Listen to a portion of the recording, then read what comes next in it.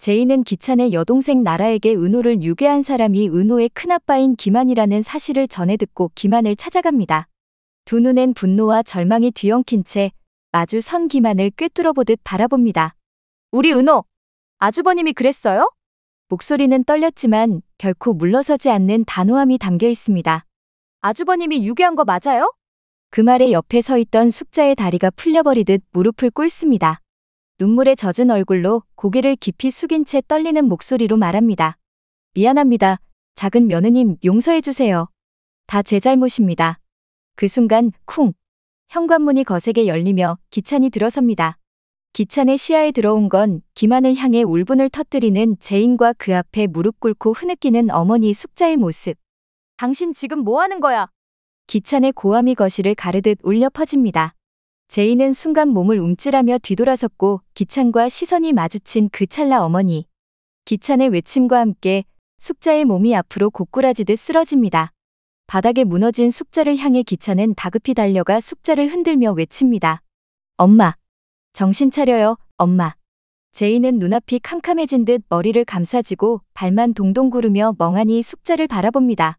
그리고 기찬의 눈빛이 다시 제인을 향합니다. 분노, 충격, 배신감이 한꺼번에 뒤엉킨 눈동자. 기찬은 분노하며 제인에게 말합니다. 대체 당신, 우리 가족을 뭘로 보고 있는 거야? 일단 어머니 병원으로 모시고 난 다음에 얘기해.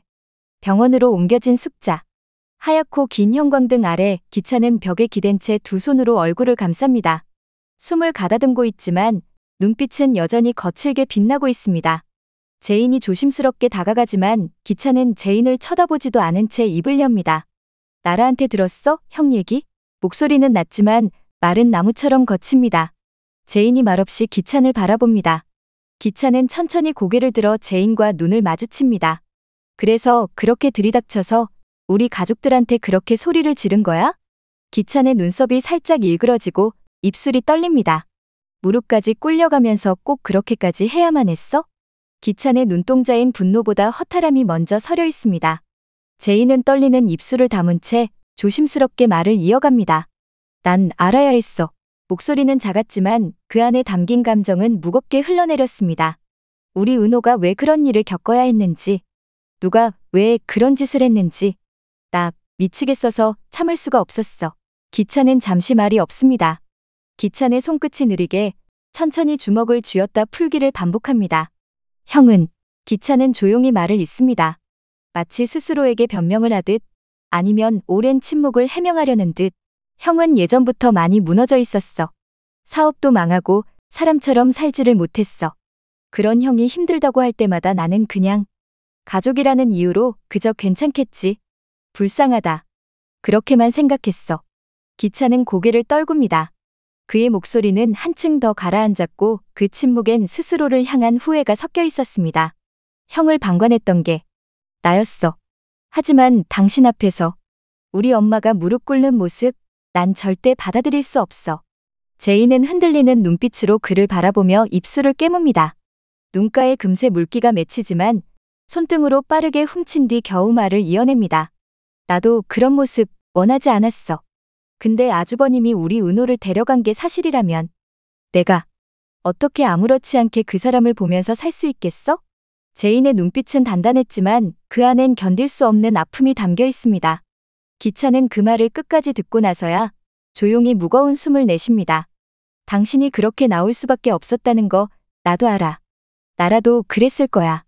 기찬은 말을 멈추고 잠시 제인의 얼굴을 바라보다가 이내 시선을 병실 쪽으로 돌립니다. 그의 표정은 차분하지만 결심한 사람의 눈빛으로 변해 있었습니다. 하지만 이제 우리 은호를 지키기 위해서라면 나도 당신도 같은 편이어야 해. 그 말을 마지막으로 남긴 채 기찬은 천천히 돌아서서 병실 문을 향해 걸어갑니다. 묵직한 감정이 여전히 공기 중에 남아 있었고 제인은 아무 말 없이 그 뒷모습을 지켜보며 눈을 감습니다. 제인의 눈가엔 이제 막 흘러내리기 시작한 눈물이 조용히 고여 있었습니다. 그 시각 기만이 방 안으로 성큼 들어서고 유경은 말없이 조용히 뒤따릅니다. 방 안의 공기가 갑자기 싸늘해집니다. 침묵을 깬 건 유경이었습니다. 이게 다 어떻게 된 거야? 대체 무슨 일이야? 기만은 이마를 짚은 채 한숨을 내쉽니다. 그러다 기만이 갑자기 뒤돌아 유경을 향해 소리칩니다. 이럴 생각 아니었어. 이 정도까지 커질 줄 몰랐다고. 유경은 무표정한 얼굴로 기만을 바라봅니다. 돈만 챙기면 은호는 다시 조용히 데려다 놓으려고 했어. 그 자식만 아니었어도 성공할 수 있었는데 그 자식이 갑자기 나타났다고. 그 놈만 아니었으면 진짜 돈만 받고 완전히 성공할 수 있었어. 그 자식? 근데 어떻게 알고 나타난 거지? 기만의 눈동자가 날카롭게 흔들립니다. 그는 서서히 시선을 들어 유경을 정조준하며 묻습니다. 근데 그 자식이 어떻게 알고 거기 나타난 거냔 말이야. 유경의 표정이 살짝 경직됩니다. 기만은 눈을 가늘게 뜨며 마치 퍼즐을 맞추듯 중얼거립니다. 그래, 그 자식이 당신 병원에 있었어. 기만은 느릿하게 유경에게 다가가며 말을 잇습니다. 내가 당신 병원 갔을 때 봤어. 당신 병원에서 그 자식을? 당신 그 자식하고 무슨 사이야? 유경은 침착하게 숨을 들이쉬었지만 손끝이 미세하게 떨리고 있습니다. 기만의 목소리는 점점 더 거칠어지고 날이 섭니다. 당신 처음부터 다 알고 있었던 거지? 그 자식, 당신이 부른 거잖아. 내 계획, 망가뜨릴 줄 알면서도 말이야. 유경은 기만을 빤히 쳐다보며 입을 엽니다. 지금 날 의심하는 거야? 유경의 목소리는 낮고 냉정합니다. 하지만 기만은 그 눈빛조차 믿지 못한 채 더 깊은 의심에 사로잡힙니다. 말해. 당신 그 자식하고 무슨 사이야? 어떻게 그 자식이 내가 은호 데려올 시간에 맞춰 거기로 올 수 있었겠냐고. 숨막히는 정적 이후 유경이 말합니다. 난 아니야. 난 당신이 무슨 일을 하고 다니는지 관심도 없고 알고 싶지도 않은 사람이야. 내가 그런 일에 협조할 이유가 없다고. 당신을 위해 움직일 이유도, 감출 이유도 없고. 하지만 둘 사이엔 이미 균열이 시작됐고 그 틈은 점점 더 깊어져 갑니다. 그날 저녁 기차는 자신의 장인이자 YL그룹 회장인 규철과 서재에 마주 앉아 있습니다. 기차는 서류 하나를 규철의 책상 위에 내려놓습니다. 그 안에는 도민준 상무의 서명이 찍힌 원본 계약서 사본과 김도희 대리가 최근 열람한 프로젝트 관련 파일 이력표가 함께 정리되어 있습니다. 아버님, 이건 단도직입적으로 말씀드리겠습니다. 전략기획팀 김도희 대리가 이중계약 정황을 포착했습니다. 규철은 말없이 서류를 들여다보며 미간을 좁힙니다.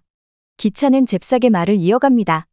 다만 이중계약의 형식과 서명, 승인 라인을 보면 이건 도민준 상무 쪽에서 강하게 압박해와서 프로젝트 성사를 위해 어쩔 수 없이 체결된 것으로 정리할 수 있습니다. 기차는 말을 하면서도 규철의 눈빛을 살핍니다. 그러나 규철은 말이 없습니다. 고개를 숙인 채 천천히 서류를 넘기고 있을 뿐입니다. 기차는 조심스레 묻습니다. 어떻게 할까요? 제가 마무리 지을까요?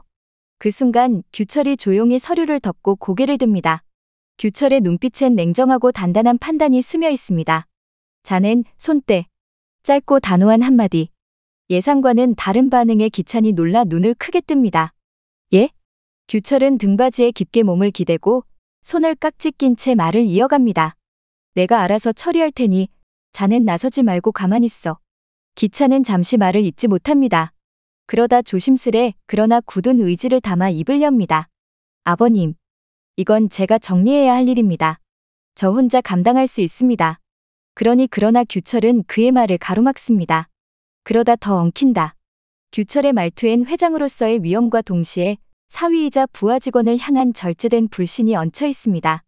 김도희 대리가 뭘 받고 도상무가 어디까지 연루돼 있는지는 내가 따로 확인하겠네. 그 말엔 어떤 감정보다 확신이 담겨 있었습니다. 잠시 침묵이 흐른 뒤 규철은 천천히 허리를 곧게 세우며 말을 이어갑니다. 한 번 들킨 거짓은 쉽게 덮을 수 있어. 하지만 두 번, 세 번 거짓이 이어지면 그땐 누구도 믿지 않게 돼. 그의 눈동자가 기찬을 곧게 꿰뚫습니다. 규철은 마지막으로 한마디를 덧붙입니다. 가끔은 움직이지 않는 게 더 큰 수라는 걸 자네도 배워야 해. 이 회사가 자네 감정 하나로 움직이는 곳은 아니니까. 기차는 끝내 아무 말 없이 고개만 끄덕입니다. 무너져가는 자신만의 계산 위에서 그는 결국 또 다른 누군가를 희생양으로 올릴 준비를 합니다. 한편 카페 창가에 앉아있던 세리는 이미 식어버린 커피잔을 응시하고 있습니다. 창밖으로는 붉은 노을이 번지고 있었지만 세리의 얼굴은 얼음장처럼 굳어 있습니다. 손목시계의 초침이 10여 바퀴를 돌고 나서야 세리는 조용히 전화를 꺼냅니다. 기찬에게 전화를 걸었지만 지금은 통화할 수 없는 번호입니다. 냉정한 기계음이 세리의 귀를 때립니다.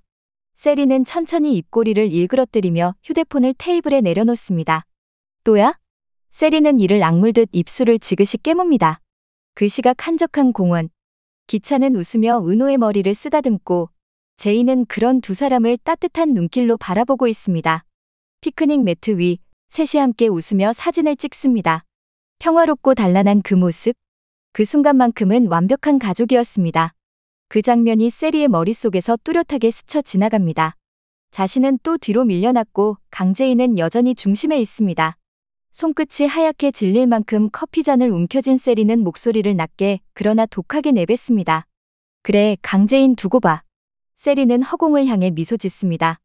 이제 내가 강재인으로 살 거니까. 친구의 남편과 불륜을 하는 것도 모자라 아예 친구의 인생까지 넘보는 세리에게 강재인은 자신의 삶을 송두리째 빼앗기게 될까요? 앞으로 이야기가 궁금하시다면 구독과 좋아요 부탁드리겠습니다. 지금까지 시청해주셔서 너무 감사합니다.